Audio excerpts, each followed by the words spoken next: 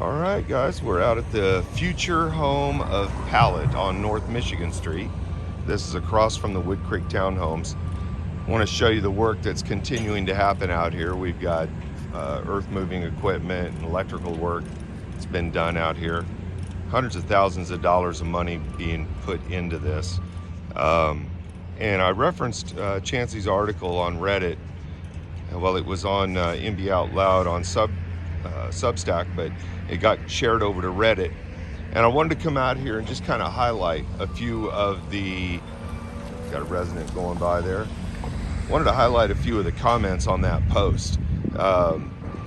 Former Fast Cat, I think you nailed it and got 14 likes as the last time I printed this out. Clusterfuck continued. That's about accurate. 3 Green Pants, wow, this whole thing has been nothing but the city setting up a patsy. Jesus Christ. I think you nailed it even better with 33 likes. And Reggie Loves Bacon, well, this should solve the problem. Haha. Yeah, you're about right, Reggie. This ain't gonna solve shit. And then Andrew chimes in, Andrew Velocity, City Commission meeting is Tuesday, 5:45. We need to send emails to the commission and show up for public comment. This article needs to be shared all over LFK. If you haven't seen it, you need to go read it. The Blues Brother, the idea is to ask LCS to step up after their funding was slashed multiple times. Yes, folks, that's right. LCS has been in a funding gap, and who's to blame for that? Who's to blame for that? The people that are coming in to rescue things now? Yeah, right. And what is this? Ski grapple? Don't worry, if they do more without funding, there's a verbal agreement to possibly get more funding in the future. Possibly.